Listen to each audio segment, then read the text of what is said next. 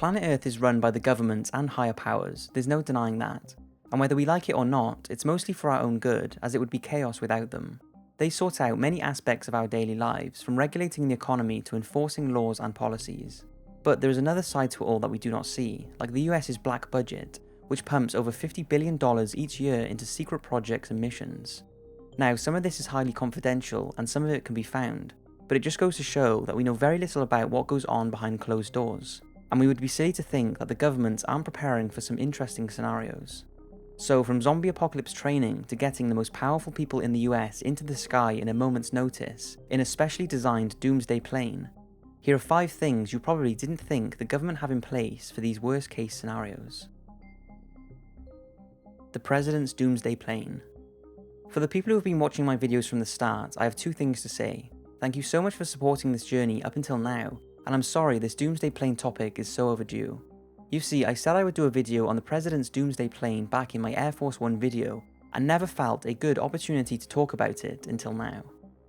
There's no denying that the US is the most powerful nation in the world with the most powerful government, and there's no surprise that when things get bad, they are going to have a plan in place to get their key people out of harm's way.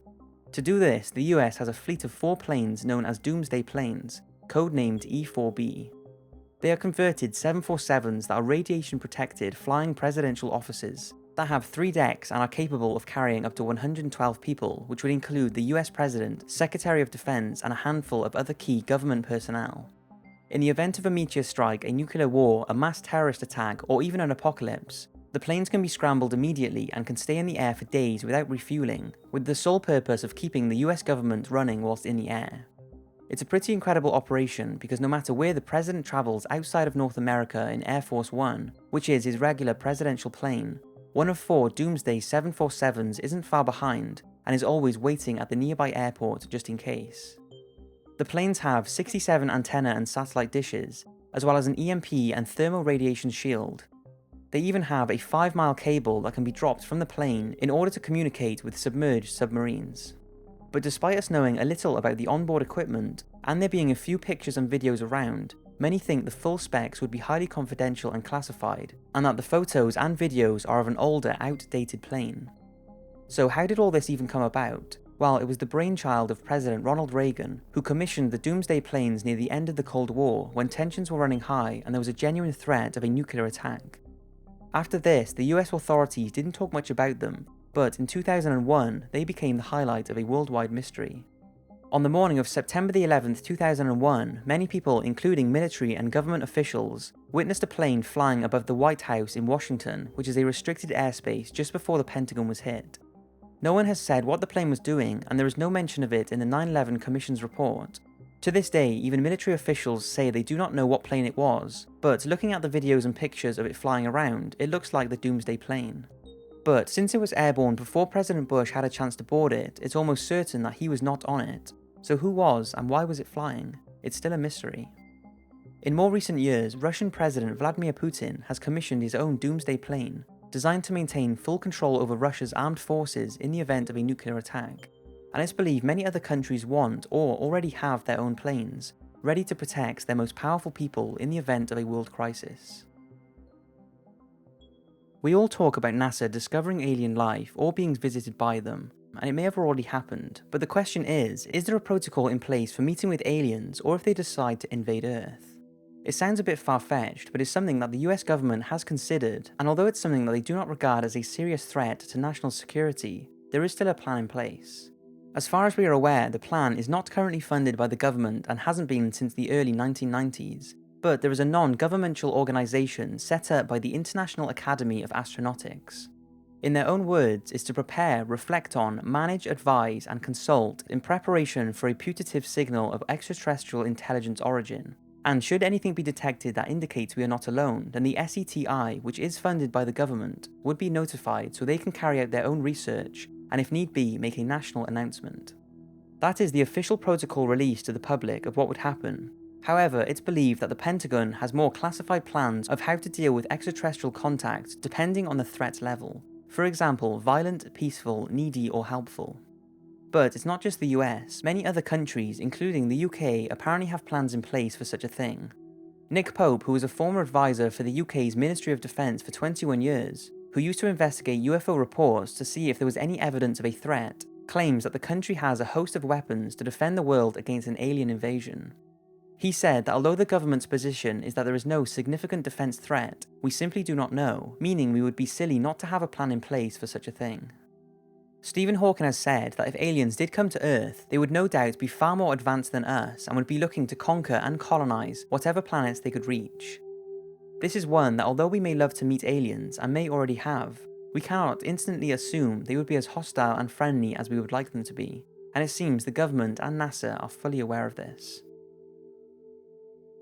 What if a massive meteorite hit Earth today?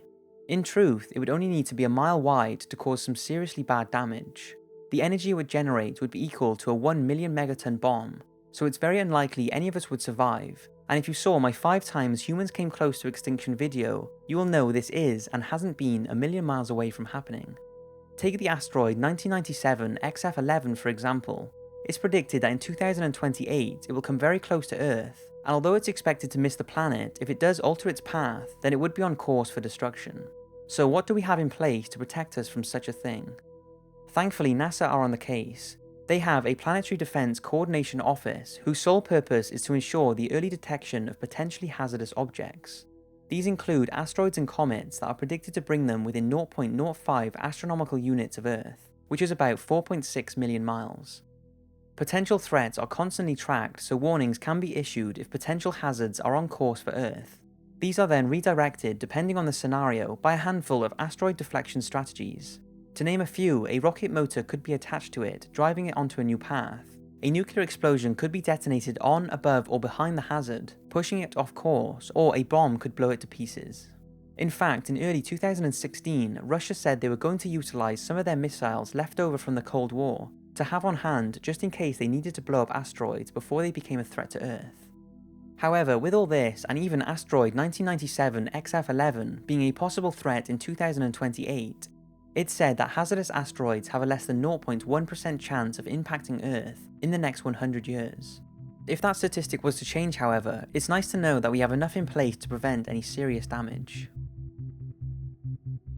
Nuclear war threat. This one could go two ways: the prevention of a nuclear war or World War III, which if a nuclear attack took place would most likely be triggered.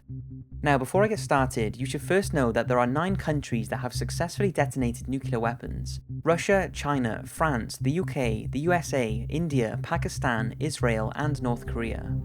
Together they have more than 15,000 nuclear weapons, more than enough to destroy every human on Earth, and with around 2,000 of those being on high alert status, meaning they can be launched within a few minutes, what protocols are in place to stop something happening? Now, I thought whilst researching this subject there would be loads of treaties and agreements between countries to prevent an all-out nuclear war.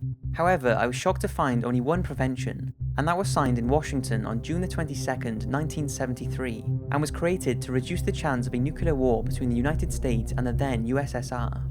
The two countries agreed to minimize the threat of a war and agree on a policy to restrain hostility. Both parties agreed that if there is a danger of a nuclear confrontation between them or any other country, they are committed to consulting with each other in order to avoid this risk. But that's pretty much the only formal prevention protection in place. Of course, if one country did go crazy and launch a nuclear attack, I'm sure the most powerful countries would come together and try their best to prevent an all-out war. But to put it simply, there isn't a disclosed plan B. It's long been said that a nuclear war cannot be won and could signal the destruction of civilization, making parts or all of Earth uninhabitable. And with the ongoing threat of terrorists being able to access nuclear weapons and nuclear dangers on the rise, it would be nice to think that there was a more robust plan in place, but it seems there isn't.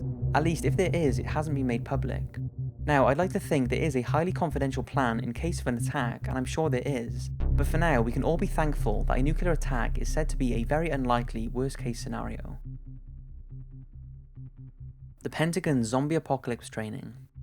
I love zombies, and although me and you probably don't really want it to happen, we've thought that it would be pretty cool to have a zombie apocalypse and be fighting the undead.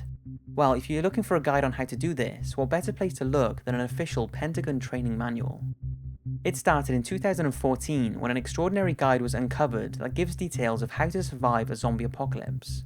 The unclassified document dated the 30th of April 2011 and called CO.AG 8888 details contingency plans for an onslaught and how to preserve the sanctity of human life among all the non-zombie humans.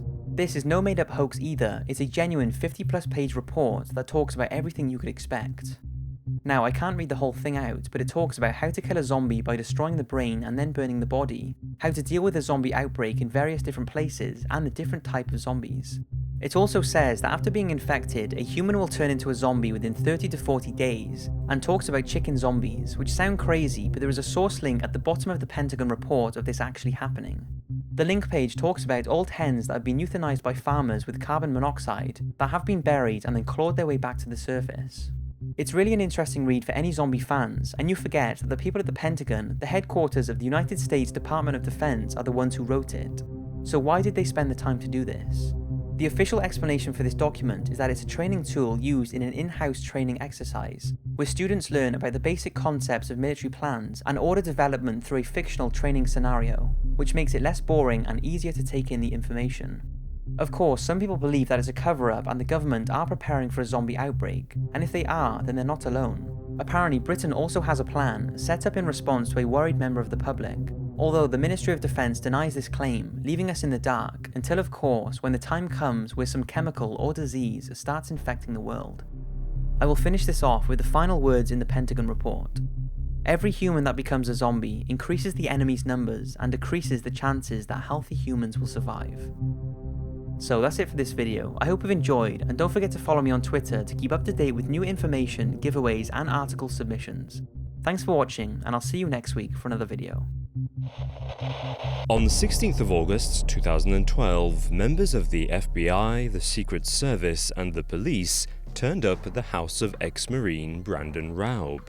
The veteran was snatched from his home without his rights being read to him and brought before a judge, who committed him to a psychiatric ward against his will. His crime? Posting that the government was behind 9/11 on his private Facebook account.